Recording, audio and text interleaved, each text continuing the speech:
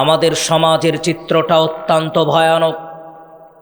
আজকে আমরা যেই চিত্রটুকু দেখতে পাই, সমাজে যারা প্রভাবশালী ক্ষমতাবান ব্যক্তিত্ব, যারা দুনিয়াতে অর্থ সম্পদের পাহাড় গড়েছে, যদিও সেটা অবৈধ পন্থায়, যারা দুনিয়াতে রাজনৈতিক হোক অরাজনৈতিক হোক ক্ষমতাবান নিজেকে দাবি করছে, এই যে একজন মানুষ আরেকজন মানুষের উপরে এই ক্ষমতাটা প্রয়োগ করে, একজন আরেকজনের উপরে মিথ্যা মামলা ঠুকে দেয়, একজন আরেকজনের ব্যাপারে মানুষের কাছে অযথা মিথ্যা নালিশ প্রদান করে, একজন আরেকজনের নামে সমাজে বিভিন্ন বেহায়া বেলাল্লাপনা কথাবার্তা ছড়ায়।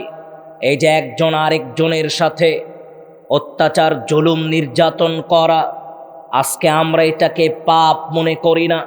ও মুসলমান, একজন মানুষের সাথে জোরে কথা বললাম, কর্কশ ভাষায় তার সাথে কথা বললাম, একজনের ওপরে ক্ষমতা দেখালাম, চোখ রাঙিয়ে কথা বললাম, একজনের গায়ে হাত উঠালাম, একজনকে রাজনৈতিকভাবে অপদস্থ অপমানিত লাঞ্ছিত করার চেষ্টা করলাম, মিথ্যা মামলা দিয়ে 15 বছর 16 বছর 10 বছর 8 বছর যাবত মিথ্যা মামলা দিয়ে তাদেরকে হয়রানি করলাম। দুনিয়াতে এই বিষয়গুলোকে মানুষ পাপ মনে করে না, মানুষের নিকটে এটা তেমন কোনো পাপই মনে হয় না। ও মুসলমান, আল্লাহ সুবহানাহু ওয়া তাআলা বলছেন, ইন্নামাস সাবিলু আলাল্লাযীনা ইয়াযলিমুনান নাস।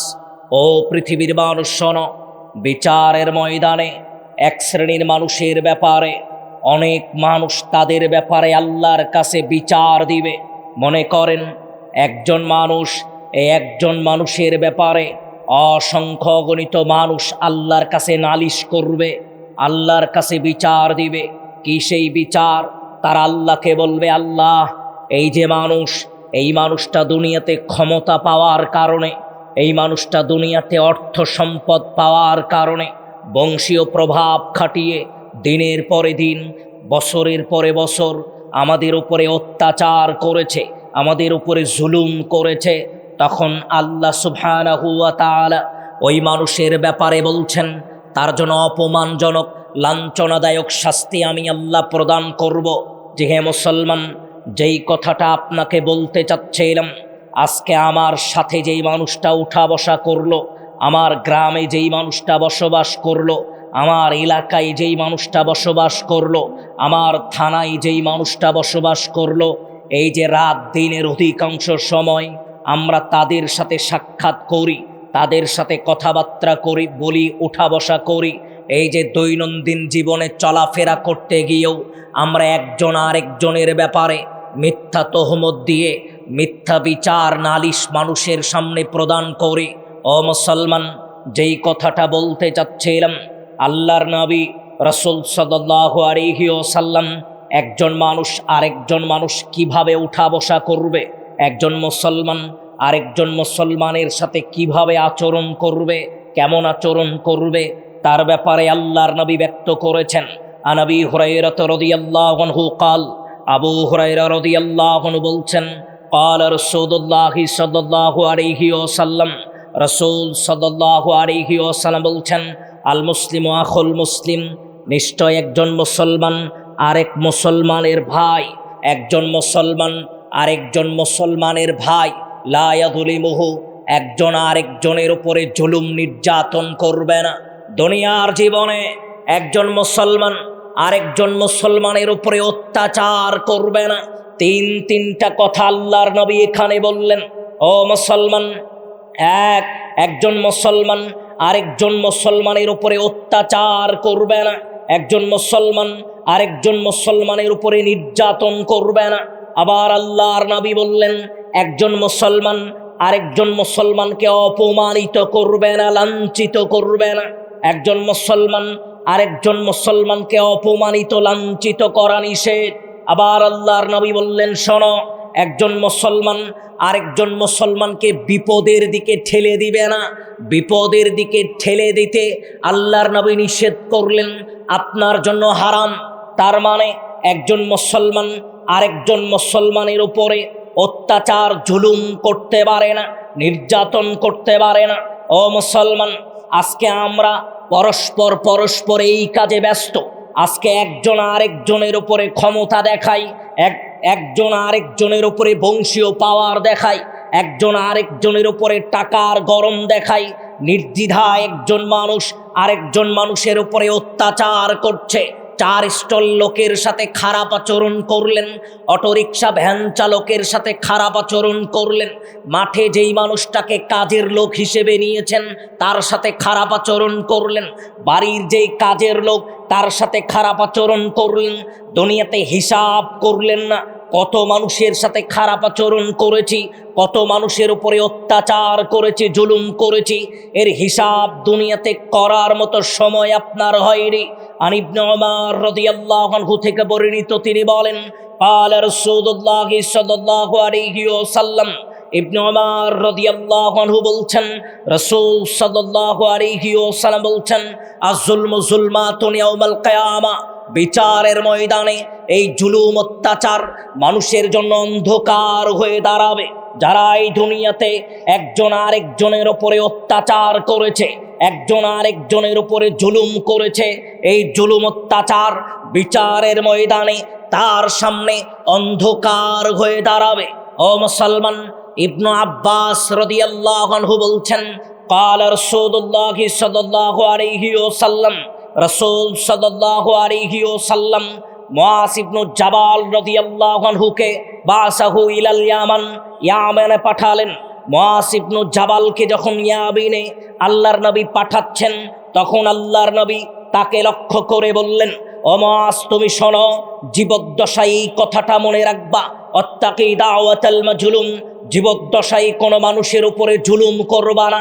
শোনো মুআয, জীবদ্দশায় কোনোদিন কোনো মানুষের চোখের পানি ফেলবা না, জীবদ্দশায় কোনোদিন কোনো মানুষের হক নষ্ট করবা না, জীবদ্দশায় কোনোদিন কোনো মানুষের সাথে কর্কশ ভাষায় কথা বলবা না, জীবদ্দশায় কোনোদিন কোনো মানুষের সাথে বদ মেজাজি হয়ে কথা বলবা না।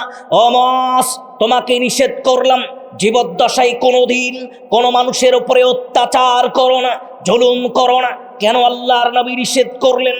ফাইন্নাহু, আল্লাহর নবী বললেন, লাইসা বাইনাহু ওয়া বাইনাল্লাহি হিজাবুন, আল্লাহ এবং ওই মানুষ, তুমি যেই মানুষের উপরে জুলুম করলা, আপনি রাগের মাথায় রিকশাওয়ালাকে চর মারলেন, আপনি নির্দ্বিধায় অবিচার করে একজন মানুষের গায়ে হাত উঠালেন, আপনি নির্দ্বিধায় অবিচার করে একজন মানুষের নামে মিথ্যা মামলা ঠুকে দিলেন, নির্দ্বিধায় একজন মানুষের সাথে কর্কশ ভাষায় কথা বললেন, ওই মানুষের যেই চোখের পানি, ওই মানুষের যেই ফরিয়াদ, বাইনাহু ওয়া বাইনাল্লাহি হিজাবুন, আল্লাহ এবং ওই মানুষের ভিতরে কোনো পর্দা থাকবে না।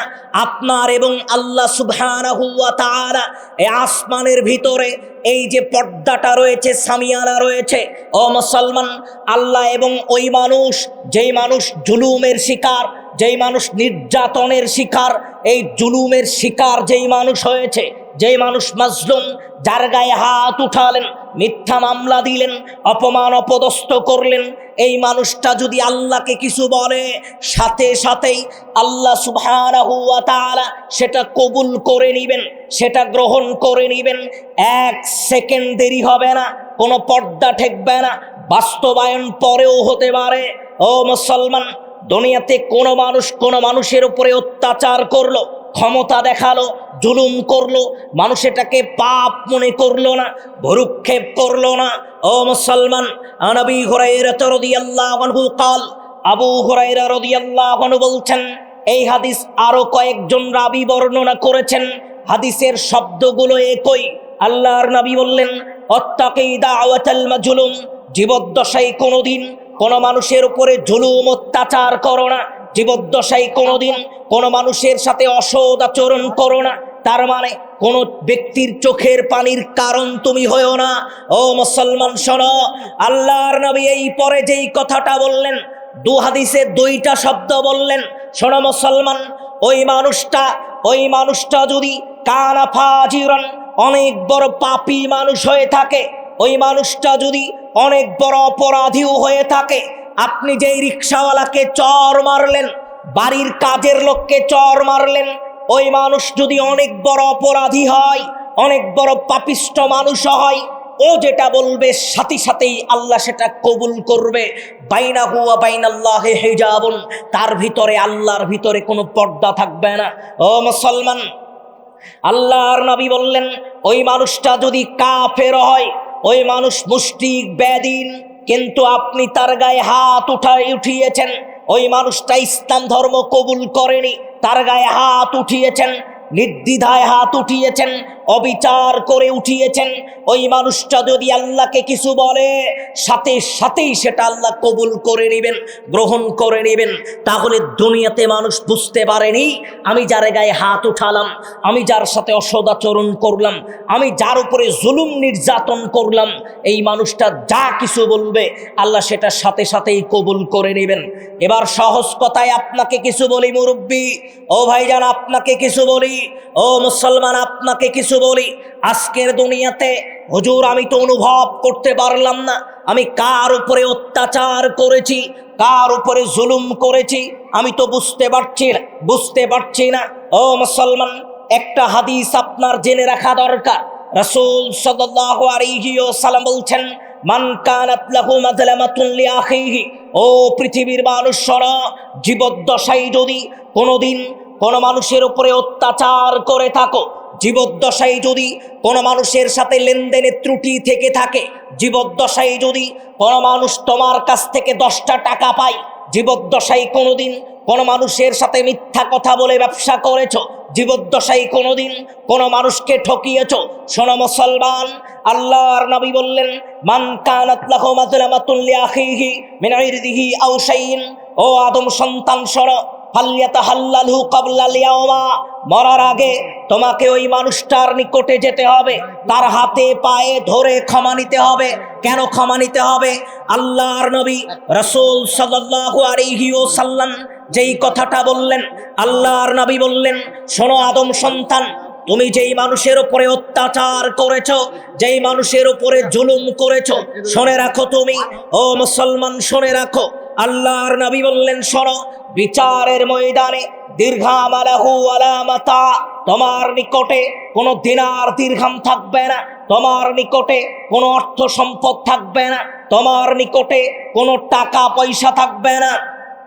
ও মুসলমান, আবারও আপনাকে লক্ষ্য করে বলি, আল্লাহর নবী বললেন, জীবদ্দশায় যদি কোনো মানুষের উপরে অত্যাচার করে থাকো, জীবদ্দশায় যদি কোনো মানুষের উপরে জুলুম করে থাকো, কাউকে ঠকিয়ে থাকো, লেনদেনে কমতি থেকে থাকে, কোনো মানুষের সাথে প্রতারণা করে থাকো, শোনো মুসলমান, বিচারের দিন আসার আগে, মরার আগে তুমি ওই মানুষটার নিকটে ক্ষমা চাও, মৃত্যুবরণের আগে ওই মানুষটার নিকটে যাও।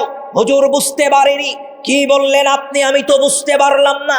আপনার ভাই, বাড়ির সাথে যার বাড়ি, ঘরের সাথে যার ঘর, আজ থেকে 20 বছর আগে একই প্লেটে ভাত খেয়েছিলেন, আজ থেকে 20 বছর আগে একই সাথে একই বেডে ঘুমিয়েছিলেন, আজ থেকে 20 বছর আগে যেই ভাই নিজে কাপড় না কিনে আপনাকে কাপড় কিনে দিয়েছিল, আজ থেকে 20 বছর আগে যেই ভাই নিজে না খাইয়ে আপনাকে লেখাপড়া শিখিয়ে মানুষের মতো মানুষ করার চেষ্টা করেছিল, আজ থেকে 20 বছর আগে যেই ভাই নিজের গায়ের কাপড়খানা খুলে আপনাকে দিয়েছিল, আজ থেকে 5 দিন আগে, 10 দিন আগে, 20 দিন আগে ওই ভাইয়ের সাথে হট্টগোল হয়ে গেছে, জমি জমার কারণে বিরোধ তৈরি হয়েছে, আমি ভাইটার গায়ে হাত উঠিয়েছিলাম, যদিও ভাইটা আমার বড় ছিল।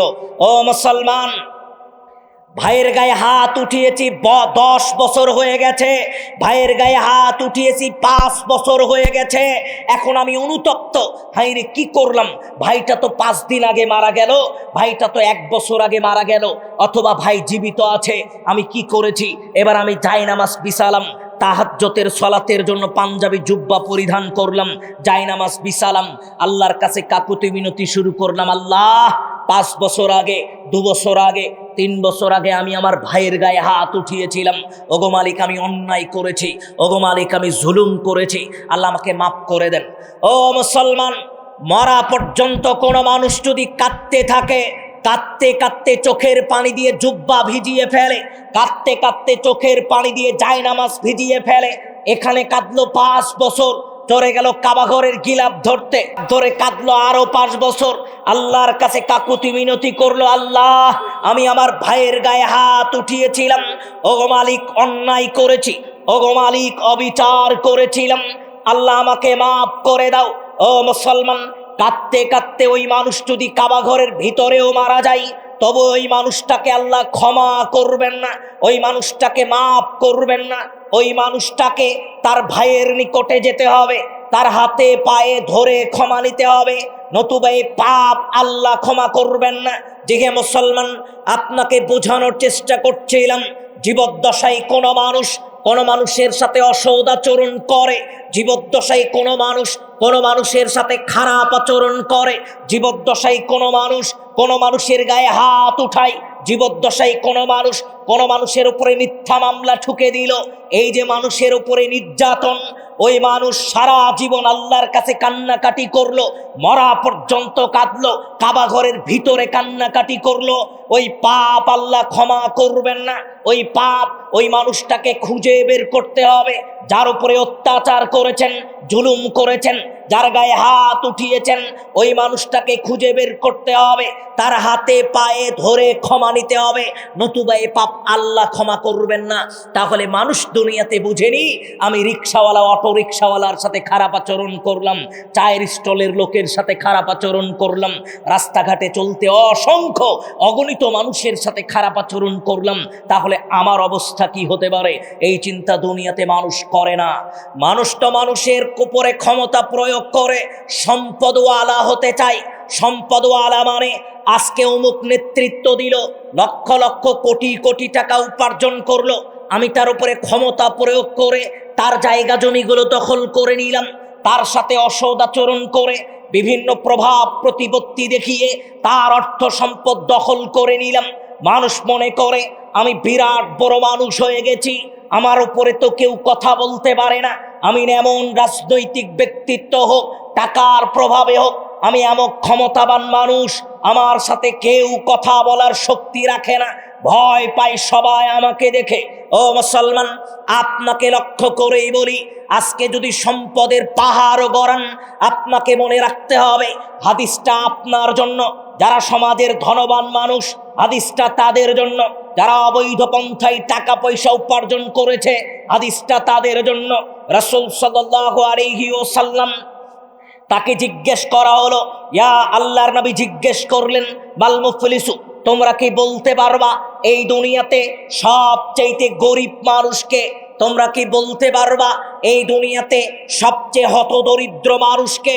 ও মুসলমান, আবারও আপনাকে বুঝতে হবে, আজকে যারা এই বড় পাথরের মানুষেরা, যারা আজও তার বোনের প্রাপ্য অধিকার বুঝিয়ে দেয়নি, এই বড় পাথরের মানুষেরা আজও যারা বোনের জমি ভক্ষণ করে খায়, আজও যারা বোনকে তার প্রাপ্য অধিকার বুঝিয়ে দেয়নি, আজও যারা ছোট ভাইকে প্রাপ্য অধিকার বুঝিয়ে দেয়নি, আজও যারা ইয়াতিম ভাতিজাকে অধিকার বুঝিয়ে দেয়নি, আজও যারা ভাইয়ের জমি জোর জবরদস্তি করে দখল করেছে, আজও যারা মিথ্যা দলিল করে প্রতারণা করে অপরের জমি জোর জবরদস্তি করে দখল করেছে, তাদেরকে মনে রাখার চেষ্টা করতে হবে। আল্লাহর নবী বললেন, শোনো, বলতো এই দুনিয়াতে সবচাইতে হতদরিদ্র মানুষকে, গরিব মানুষকে? আল্লাহর নবীকে সাহাবীরা বললেন, আল্লাহর নবী, ওই মানুষ কালুল মুফলিসু ফিনা, আমাদের মধ্যে গরিব অসহায় ওই মানুষ। কোন মানুষ গরিব, কোন মানুষ অসহায়? আল্লাহর নবীকে বলছেন, আল্লাহর নবী, দীর্ঘাম আলাহু আলা মাতা, যাদের নিকটে কোনো ধন সম্পদ নাই, কোনো টাকা পয়সা নাই, আমাদের নিকটে ওই মানুষটাই গরিব। এলাকার চেয়ারম্যান সাহেব আপনাকে বলল 15 জন মানুষের লিস্ট করেন, যাদেরকে বিভিন্ন অনুদান দেওয়া হবে, কম্বল দেওয়া হবে। কার নাম লিখবেন? যার কোনো টাকা পয়সা নাই, যার কোনো সম্পদ নাই, তার নাম লিখবেন। ও মুসলমান, সাহাবীরা আল্লাহর নবীকে বললেন, আল্লাহর নবী, যার কোনো অর্থ সম্পদ নাই, যার কোনো টাকা পয়সা নাই, আমাদের নিকটে ওই মানুষটাই গরিব। আল্লাহর নবী বললেন, জিনা ইন্নাল মুফলিসা মিন উম্মতি, আমার উম্মতের ভিতরে গরিব মিসকিন অসহায় হচ্ছে ওই সমস্ত মানুষ। কোন মানুষ গরিব, কোন মানুষ মিসকিন? ইয়াতি ইয়াউমাল কিয়ামা, বিচারের ময়দানে উঠলো, সলাতের নেকি নিয়ে, জাকাতের নেকি নিয়ে, হজের নেকি নিয়ে, বিচারের ময়দানে সলাতের নেকি নিয়ে উঠেছে, হজের নেকি নিয়ে উঠেছে। সাথে সাথে অশতমাহাদা অদরবাহাদা ওয়াকালা মালাহাদা, এটা হচ্ছে হাজী সাহেবের নেকি, এটা হচ্ছে তার পাপ। হাজী সাহেব তার বোনকে জমি দেয়নি, হাজী সাহেব ইয়াতিম ভাতিজাকে বঞ্চিত করেছে, হাজী সাহেব তার ছোট ভাইকে বঞ্চিত করেছে। এটা নেকি, এটা নেকি, এটা পাপ। দুইটাই নিয়ে আল্লাহর সম্মুখে দাঁড়াবে। পাওনাদার আসবে, এসে বলবে আল্লাহ আমি তার ছোট বোন, আমাকে জমি দেয়নি। আল্লাহ বলবেন জমি দাও। আপনি বলবেন আল্লাহ আমার নিকটে তো জমি নাই। আল্লাহ বলবেন নেকি আছে, নেকি দাও। নেকি দিয়ে শোধ করবেন। আবার পাওনাদার আসবে, আবার আল্লাহ বলবে শোধ করো। আপনি বলবেন নাই, আল্লাহ বলবেন নেকি দাও। নেকি দিতে দিতে শেষ হয়ে যাবে, পাওনাদার থেকে যাবে। আল্লাহ বলবেন যত পাওনাদার আছে, সমস্ত পাওনাদার দুনিয়াতে যত পাপ করেছে সব পাপ তোমার কাঁধে নাও। সব পাপ আপনাকে দিয়ে আল্লাহ আপনাকে জাহান্নামে পাঠাবে, আর পাওনাদারগুলোকে জান্নাতে। পরিশেষে যেটা বলতে চাচ্ছিলাম ভাইজান, যেই কথা বলতে চাচ্ছিলাম মুরব্বী, আজকের দুনিয়াতে যারা অপর মানুষের সম্পদ লুণ্ঠন করতে চায়, যারা জোর জবরদস্তি করে দখলদারির চেষ্টা করে, তাদেরকে মনে রাখতে হবে আজ না দিলেও বিচারের ময়দানে এটা ফিরিয়ে দিতে হবে। চিরন্তন বাস্তবতা। আমি আমার কথা বলিনি, আমি যা বলছি তা বলেছেন মুহাম্মদ সাল্লাল্লাহু আলাইহি ওয়াসাল্লাম। আজকের এই কথা বলেই আপনার কাছ থেকে বিদায় নিতে চাচ্ছি। মুসলমান, জীবদ্দশায় কোনোদিন কারো উপরে অন্যায় অবিচার করিয়েন না। আল্লাহ বোঝার মতো তৌফিক দান করুন। আল্লাহুম্মা আমিন। ওয়া আখিরু দাওয়ানা আলহামদুলিল্লাহি রাব্বিল আলামিন। আসসালামু আলাইকুম ওয়া রাহমাতুল্লাহ।